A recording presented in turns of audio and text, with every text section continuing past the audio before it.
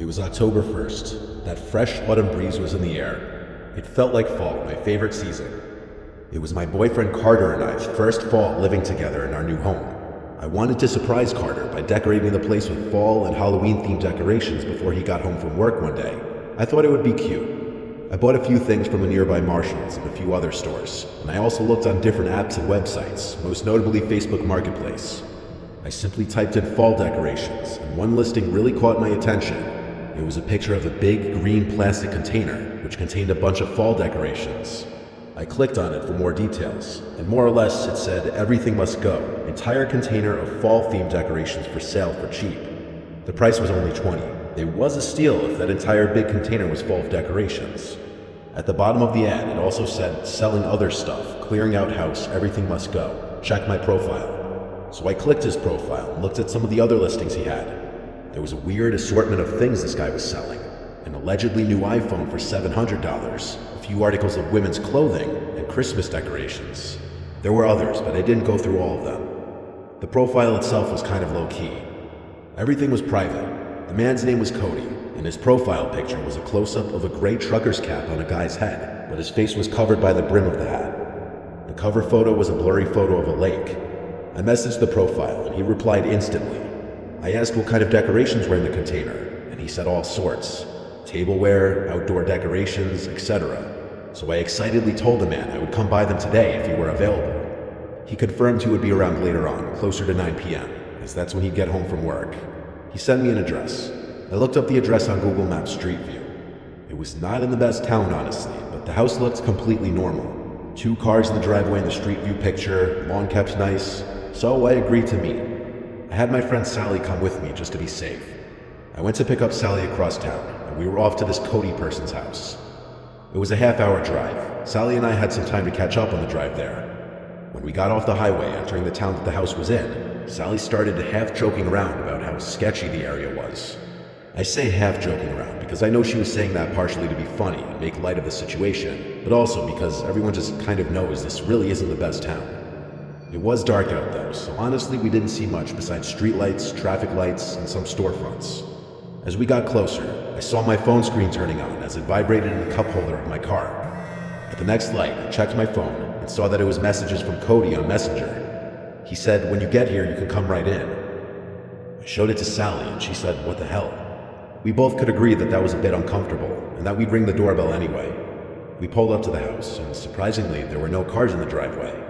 There were dim lights on in the house, though, that could barely be seen through the closed blinds of the windows. I messaged Cody back saying, we're here, can you come to the front? Sally and I both watched the house as I waited for a response. And then we both noticed at the same exact time, at one of the windows, the blinds slightly shift, indicating someone was watching us through them. Then, just as quickly as we noticed it, the opening in the blinds closed. A few seconds later, the front door opened, and Cody messaged me back saying, I'm at the door, you can come in. It was a bit of an unsettling situation, and I was just happy I brought Sally along. The two of us got out of my car and walked closer to the front door.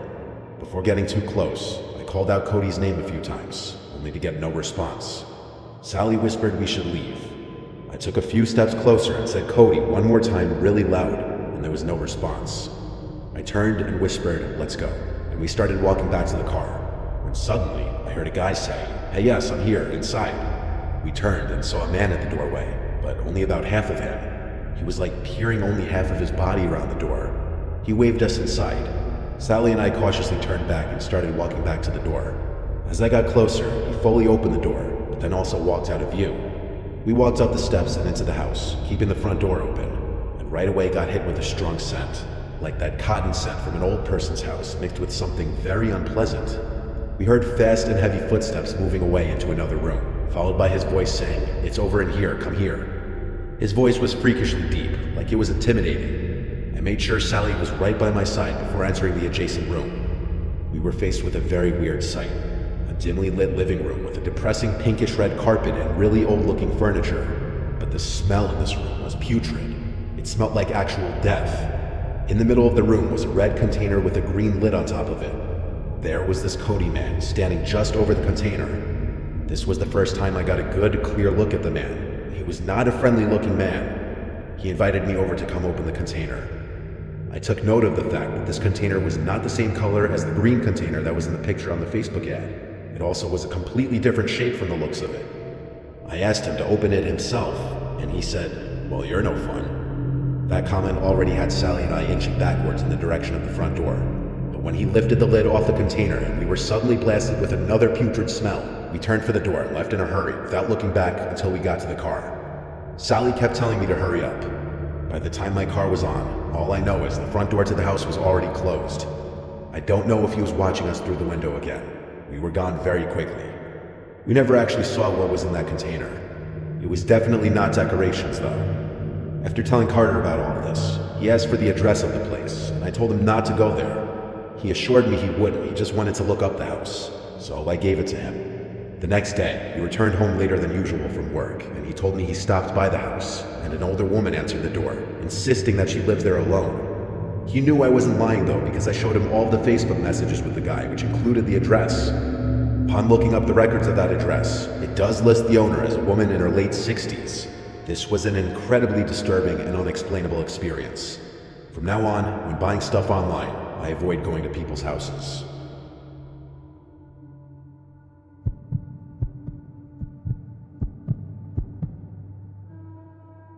It was 2019 when this happened. I remember specifically because it was the year I was living on my own in Asheville, North Carolina. I moved here for a temporary job, and it was an excuse for me to live on my own for the first time. I was 22 years old and just out of college. I had an apartment in downtown. I could walk to most things I needed, but I also had my car for when I wanted to branch out or venture out of town. The thing I loved about Asheville and North Carolina in general was the sheer amount of hiking trails. I'd been to many around town, but one I hadn't been to was DuPont State Forest. One day I decided to go. The drive was just under an hour from Asheville. It was a random Wednesday in October. The leaves were starting to change, and it was the perfect time for a hike. I didn't have work that day, and it being a work day for everyone else, it meant I'd probably have the trails all to myself. I got to the parking area for the park, and I found where one of the trails began. I walked for a while, and the trail was serene. I was the only one out there that day. It was a cloudy day, and we'd been getting a lot of rain that week, which was more of a reason I wanted to go, because the trail would lead to some nice waterfalls called Triple Falls and High Falls, and the waterfalls would be more impressive after a few days of rainfall. I only had to hike about 0.4 miles before getting to the Triple Falls, which was a really cool sight. A little piece of trivia, a scene in The Hunger Games was filmed at this waterfall. I took a few videos and pictures as I sat on a rock for a bit. I noticed a woman in the woods on the trail. She was looking at me. I waved at her, trying to be polite, and she just turned around and slowly walked deeper into the woods until she was out of sight. Not really something I gave a second thought to. Anyway, I wasn't tired yet. I had literally just started hiking, so I didn't sit for too long. I got up and headed back to the trail. I didn't want to try climbing the rocks of the waterfall because they were incredibly slippery. I continued to ascend up the trail and eventually came to the higher point of the falls called High Falls. I took a few more videos and pictures here and sat on another dry rock for a bit. I swear I felt a sense of deja vu when I saw that woman again in the woods by the trail. Once again, she was staring me down. I didn't wave this time. I instead looked down at my phone, pretending not to notice or care. I couldn't help but glance up after like 10 seconds, and now she was gone. If I had to guess, the woman was like 55. She had short, grayish blonde hair from the looks of it. But again, she was pretty far away, so this was all just what I saw of her from a distance. I didn't see which way she went, but whatever way it was, I wanted to go the opposite. I kept walking the direction I'd been walking, and eventually came to another landmark of the trail, the covered bridge. I once again stopped here to take a scenic video and a few photos. I drank a bit of my water, and then looked at the end of the bridge from the side I had just walked from. I saw that woman. I swear I didn't see her there before I started taking videos and pictures. I also didn't hear anyone walking behind me. She was once again staring right at me as if I were doing something wrong. I was getting annoyed. I started walking over to her and said, "Excuse me," but she just turned around and started walking away. Actually, the speed at which she was walking away for someone at her age was unsettling. I almost felt concerned at the possibility that she may have been somebody with special needs that needed help, but I didn't convince myself to go chasing after her. I just leaned on the edge of the bridge for a few minutes before deciding to turn back. I had already been hiking for about 45 minutes, and it would take another 45 to get back down to the car. Walking back down the trail I came, in the direction that that woman had gone, I passed a younger woman walking her dog, so I decided to stop her and ask if she'd seen an older woman pass by. She said no. and just trying to make conversation about it, talk to somebody about it. I told her how I kept seeing that woman popping out of nowhere, looking at me, then just walking off. She laughed and said that's really, really strange. I didn't want to take up too much of her time, so after we both shared a laugh about it, I continued on my way. The entire way down the trail, I grew a bit paranoid that I'd see that woman lurking around in the background somewhere again, but all was quiet on the way down. I passed one other person who gave me a friendly smile and a nod. Other than that, I made it back to my car undisturbed. Later that day, I went on a date with a girl I was seeing there. We went to our favorite local bar to get some pumpkin spice beers and watch baseball. I told her about the woman on the trail, and she found it amusing, because honestly it did sound funny. After that, I went home. Fast forward to that night when I was in bed. I hardly ever wake up in the middle of the night. I'm a pretty heavy sleeper normally, so me waking up in the middle of the night in the dark was unusual. I was still coming to, and I heard something at the foot of my bed. I looked up and saw the figure of a woman at the foot of my bed. I felt as though my insides had just fallen out of my body. I started screaming so loud that I'm sure my neighbors could have heard it, even with the windows closed. I started crawling against my headboard, trying to distance myself as much as possible from the female figure at the foot of my bed. Then she just turned and walked out of the room. I stopped screaming now, more so trying to just catch my breath and slow my rapidly beating heart. I flicked on the lamp and started shouting, "Who's there?" I listened, but there was dead silence. I grabbed the knife I had in the nightstand next to my bed and jumped out of bed. I flicked on every light switch I passed until the entire apartment was lit up. There was no one there. Not in the closets, not behind a couch, not under any beds. So I called my father. I didn't know what else to do. I needed to share what just happened with somebody. My father groggily picked up the phone, and after explaining to him, he said I must have hallucinated it while I was still in my half-asleep state. He said I wasn't fully awake yet, and so I could have been seeing things.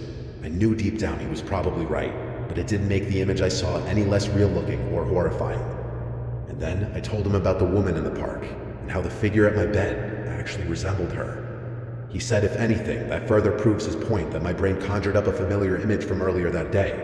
Somehow, I went back to sleep that night, with my bedroom door barricaded with my dresser just in case. It wasn't until 2 days later that I heard from my mom that her sister in Germany died. I'd never met my aunt. She'd been basically estranged from my mom, as she hadn't left Germany in over 25 years. My mom and uncle flew to Germany to attend the funeral, and it wasn't until she got back home and I saw the prayer card with my aunt's face on it that once again I felt like my organs dropped out of my body when I realized she looked identical to the woman I saw on the trail that day and hallucinated at the foot of my bed. This story shook my whole family, especially because I told my dad about all of it and the hallucination before we even got news of my aunt's passing.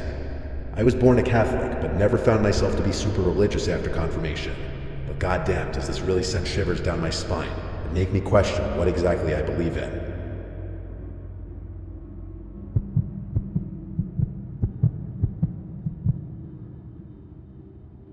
My friend Carlos and I like to do stupid things together. We've been friends since we were 10, and when we were 21, we became roommates. We lived in Brunswick, Georgia, where we grew up. A little coastal town that had its pros and cons, but overall was an okay place to grow up. But it got boring as we entered our 20s. Anyway, that's neither here nor there. While we did live there, we knew about a creepy-looking house that differed from the rest of the houses in town, and that it looked like it was built in a different century. It had long been abandoned, and we and our friends would make up stories about its history. It was mid-October, and everyone was in Halloween mode. People were doing Halloween-themed activities like haunted houses and corn mazes and such. We thought it would be fun one Friday night to go break into that house and explore. So after we were both home from our jobs, we both grabbed baseball bats to bring with us, stopped for some fast food and beers on the way, and drove to the house. We parked all the way down the road, just not to be suspicious. The houses around there were not that close together, so each property was pretty big, which meant we were less likely to get caught snooping around. We both grabbed a couple beers each and threw them in our backpacks. Not sure why we thought we were going to drink in there, but along with that, we stuffed our baseball bats into the sides, just so no one would see us walking around with baseball bats in our hands late at night looking like trouble. We quietly walked down the street, just whispering to each other. It took less than 5 minutes to get to the house. It was so dark on this part of the street because this house, along with the house across the street, had no lights on. There weren't any street lights on the street. Whatever light there may have been would have had to come from one of the few houses with their lights on. From here on, we used our flashlights we brought. The front lawn had a bunch of dirt patches, and the patches of grass were overgrown. Lots of weeds everywhere, it seemed. We walked around to the backyard to look for an entry point, because doing that out front seemed stupid for obvious reasons. Shockingly, the back door was already unlocked. The place wasn't boarded up or anything. The back windows weren't even smashed. We knew that the place was abandoned though, everybody did. We walked right in. Navigating inside of there would have been impossible had it not been for our flashlights. The house was bigger than some of the neighboring houses, yet the inside felt very cramped. Like there were a lot of rooms, but they were smaller, almost giving the house a maze-like feeling. Carlos stepped into another room away from me, and at that moment I was alone. I heard his voice say from another room, "Yo, there's still furniture everywhere." I responded, "Yeah, this place must have been abandoned in a hurry." Everything seemed ancient, like furniture in my grandma's house, only not used in years. I walked around the first floor some more, and came to a tiny corridor with a few doors that led to bedrooms. I entered one of the bedrooms, and it was incredibly cramped. The bed took up 80% of the room. I went through some of the drawers in the dresser, but they all seemed like they'd already been gone through. Same with the closet. Anything left behind besides this old furniture just looked like junk. I heard Carlos say he's going upstairs. I said back, "Okay." We were speaking at a volume that was just loud enough for each of us to hear. After checking out the other bedroom down on the first floor, which was equally cramped, I went back out to the corridor. There were two other doors, one that led to a bathroom, and then when I opened the final door, I was looking down a long stairway to a basement. I decided, fuck it, I'm walking down. I started descending the steps, each step squeaking and cracking under my weight. I got about halfway down the steps when I realized there was a faint glow coming from down there. I turned off my flashlight, and yes, there was still a little faint glow coming from down there. I should have turned and left in that moment like any normal person, but I do stupid things. Like I die first in a horror movie, most likely. I continued down the stairs with my flashlight off, and when I got to the bottom, I looked around the walls separating the stairs from the rest of the basement, and I saw what was just barely lighting up the room. It was two tall candles sitting on a table, but that wasn't the first thing I noticed. What I saw first was what was next to that, and it was some kind of sofa rocking chair, and it was rocking. Someone was seated in it. It was facing away from the stairway. All I could see was a hand on one of the arms of the chair. I had to get out of there. I started going back up the stairs as quietly as I could, with each crack and squeak causing me to cringe in fear. I was halfway up the stairs now. I looked back down. I could still see the faint glow of the candles, so I continued as quietly as I could. I was almost to the top. One stair creaked especially loud. I paused for a moment, clenching my teeth so hard. I proceeded up the final steps and made it to the top. I turned to shut the door, but I noticed it was pitch black down there. The thought of the candles having been put out sent a shiver down my spine. I quietly closed the door, and then I tiptoed around this cramped maze of a house until I found the stairway going upstairs. I stood at the bottom of the stairs and quietly called up to Carlos. He wasn't responding. I sighed and started quietly going up the stairs, repeating Carlos's name. Still no response. I had to go all the way up to the top of the stairs, repeating his name, and he still wouldn't respond. So I said, "If you're trying to scare me, stop joking around. There's someone in the basement. We need to get out of here." That got his attention because he stepped out from a dark room and asked if I was serious. I told him I'd explain outside, but that I'm not kidding. He followed me down the stairs.